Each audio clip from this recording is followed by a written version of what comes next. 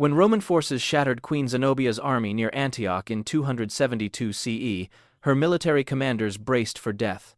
What they witnessed instead was something more deliberate. Rome had mastered the craft of dismantling rulers without executing them, turning proud monarchs into breathing testaments to imperial dominance. For women who ruled kingdoms, military loss meant confronting a calculated violence aimed not just at punishment, but at destroying their very dignity. Roman law placed war captives in a special category that removed every safeguard granted to citizens. The concept called ius gentium, the law of nations, declared that military defeat turned free individuals into possessions. When a city collapsed or forces laid down their weapons, everyone inside became legally enslaved, no matter who they'd been before. A queen held the same legal status as the lowest-ranking warrior in her beaten forces. This legal structure created a nightmare scenario. Roman citizens enjoyed protections that defended them against specific punishments. Whipping a citizen sparked scandal. Killing one without proper trial ignited fury. Foreign prisoners, though, even those of royal heritage, received no such safeguards. They faced mistreatment, public exhibition, sale, or execution based solely on their captors' whims. Roman law carved out no special treatment for women, and none for nobles. The 12 Tables, Rome's foundational legal document from the 5th century BCE, laid out these rules with harsh precision. War prisoners became state property or got divided among the troops. Women from royal houses learned their previous authority vanished the moment shackles took the place of their crowns. Tacitus recorded this legal truth when describing how defeated British nobility fared, observing that Roman authorities didn't hesitate to brutalize those who'd once led armies and governed territories. Female prisoners faced extra dangers. Roman military tradition, shaped across generations of conquest, viewed captured women as war prizes. While certain high-ranking prisoners might receive somewhat decent quarters while awaiting ransom or diplomatic talks, most encountered instant degradation. The gap between prisoner of war and enslaved person existed only in theory. Reality showed that defeat wiped away all previous standing, leaving captive queens exposed to treatment that would have been inconceivable had they carried Roman citizenship. The Roman triumph turned battlefield success into mass entertainment, with captive rulers starring in these grand public displays. When a commander earned Senate approval for a triumph, preparations launched for a show that would march Rome's supremacy through city streets for everyone to see. The path ran from the Field of Mars, weaving through the Forum, then climbing to the Capitoline Hill, covering almost 4 kilometers of packed roads. These parades followed precise staging meant to deliver maximum psychological punch.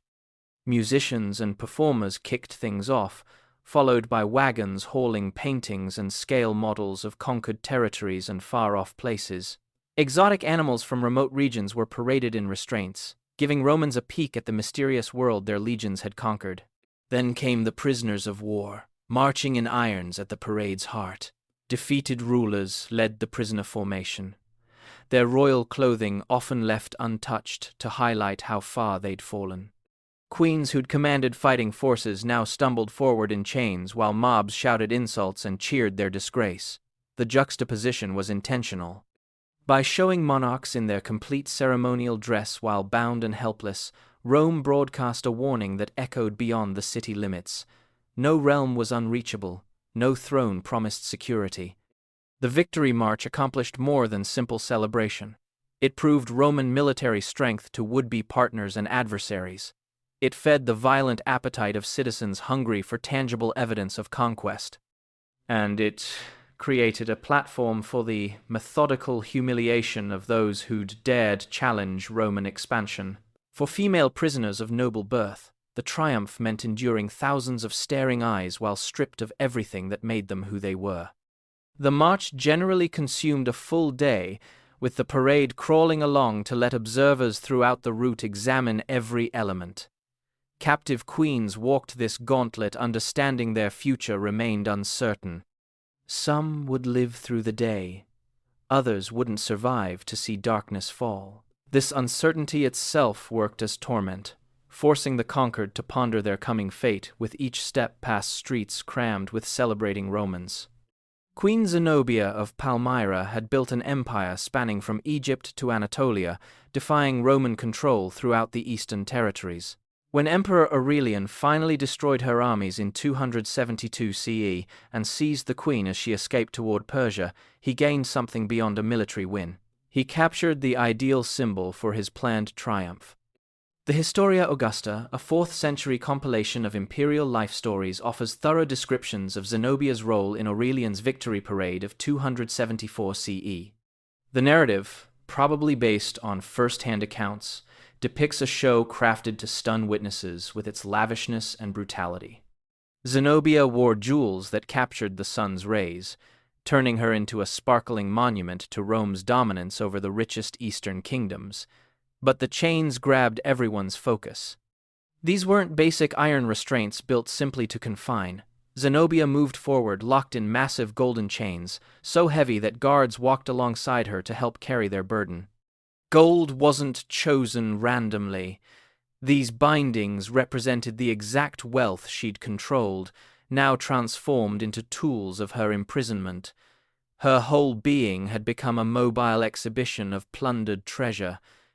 Ancient records mention that Zenobia kept extraordinary composure during the experience. Despite the crushing weight of golden bonds and hours of slow movement through hostile throngs, she maintained her bearing. This very resistance might have spared her life. Aurelian, perhaps struck by her dignity or calculating that keeping her alive served his interests better than her death, spared Zenobia the killing that awaited most captured monarchs. The emperor instead provided her with a villa outside Rome, where she spent her final years. Some sources suggest she wed a Roman senator and joined elite circles, with her daughters marrying into distinguished families. Whether this counted as compassion or a more refined form of disgrace stays up for debate. Zenobia lived her last decades as a breathing reminder of Rome's strength, her existence in Italian society, a continuous demonstration that even the strongest queens could be brought down to Roman dependency. In 60 CE, when King Prasutagus of the Iceni passed away, he left behind a will meant to safeguard his realm and relatives. He divided his territory equally, half going to Emperor Nero, half to his 2 daughters, betting this arrangement would maintain Iceni autonomy while meeting Roman expectations. The plan collapsed disastrously. Roman administrators, commanded by imperial procurator Decianus Cattus, completely disregarded the will. They grabbed all Iceni territory and possessions, announcing the whole kingdom forfeited. When Queen Boudica objected to this breach, she encountered punishment showing how minimal protection royal rank provided to defeated leaders. Tacitus, whose father-in-law Agricola fought in Britain during these events, documented what came next with striking frankness for ancient writers addressing such topics. Boudica was publicly subjected to physical beating. The whipping itself marked a severe violation. Striking a Roman citizen demanded legal grounds and procedural protections. Beating a queen of an allied territory amounted to intentional humiliation, but the Romans pushed further. Boudica's daughters, probably teenagers and definitely unmarried, were assaulted by Roman troops. Tacitus describes these attacks with minimal wording that transmits his own shock at events that offended even Roman standards regarding proper behavior. The historian notes Boudica's flogging and her daughter's violation, positioning these crimes at the core of his reasoning for the uprising that erupted. The abuse wasn't random chaos, but planned degradation, engineered to shatter the royal household and prove Roman supremacy over the Iceni. The public aspect of these crimes amplified their effect. This wasn't violence hidden away in secret, but humiliation staged before the Iceni population. By brutalizing the royal family in front of their people, Roman officials broadcast a warning about what awaited anyone questioning imperial power. The tactic backfired dramatically. Instead of crushing opposition, abusing the royal family sparked a rebellion that nearly expelled Rome from Britain. Boudica assembled an army that leveled 3 Roman settlements, including Londinium, slaughtering tens of thousands of Roman residents and their supporters. Tacitus records a speech he credits to Boudica, where she announces she's fighting not as a queen protecting her territory, but as a woman avenging her violated body and her daughter's stolen honor. The revolt concluded in defeat at some unknown battleground, where Roman organization and smart positioning defeated the much larger British numbers.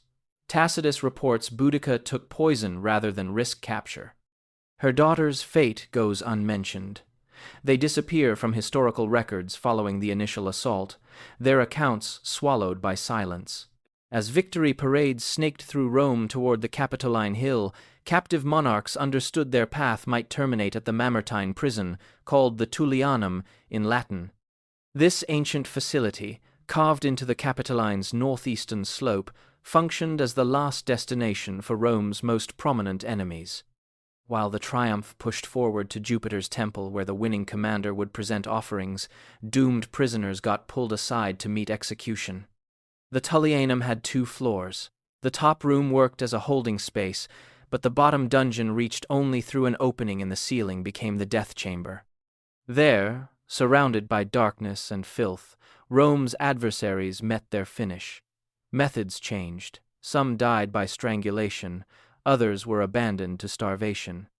The process stayed purposely concealed from public sight, happening while crowds partied in the streets overhead. Vercingetorix, the Gallic war leader who'd united Gaulish tribes against Julius Caesar, illustrated this destiny. Following his loss at Alesia in 52 BCE, Caesar imprisoned him for 6 years before finally displaying him through Rome in the triumph of 46 BCE. The Gallic commander, once strong and authoritative, had withered during imprisonment until he looked like a destroyed figure before Roman spectators. After the march, he got taken to the Tullianum and killed. Jugurtha, king of Numidia, encountered an equally savage ending after Marius's triumph in 104 BCE. Based on ancient writings, when lowered into the Tullianum's basement level, the king lost his sanity from fear. He was abandoned to die of hunger across 6 days, his screams bouncing off stone barriers while Rome partied above. The historian Plutarch captured his last utterances, supposedly asking through delirium how cold this Roman bath is. Simon bar Giora, a commander of the Jewish uprising that concluded with Jerusalem's destruction in 70 CE, appeared in Titus's triumph before being executed at the customary location in the Forum. Josephus documented how the parade stopped at Jupiter's temple while runners waited for confirmation that the killing had happened. Only after getting word of the enemy leader's death did the festivities wrap up. Not every captive monarch faced quick execution. The choice belonged to the victorious commander and, more frequently under imperial rule, with the emperor directly. Some prisoners held greater worth alive, operating as permanent symbols of Roman victory or as leverage in later dealings. But for those selected for death, the triumph provided just a brief delay before dropping into the Tullianum's shadows. How captured queens got treated by Roman forces exposes how authority functioned in the ancient era. Legal frameworks protecting citizens evaporated at conquest's edge. Respect granted to aristocracy melted away in defeat. These recorded instances from Tacitus, Cassius Dio, and other ancient writers compel us to face the intentional cruelty woven into Roman expansion. Boudica's beating, Zenobia's golden chains, the killings following triumphs, these weren't outliers but calculated strategies designed to crush resistance and showcase power.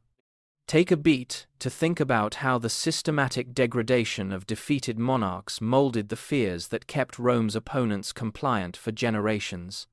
The stone barriers of the Mamertine prison still exist in Rome today, a monument reminding us that the triumphs praised in ancient manuscripts were constructed on human agony. Queens who'd commanded military forces and delivered justice found themselves transformed into public displays, their humiliation converted into amusement for masses who never questioned the price of empire, carved into broken lives and stolen dignity.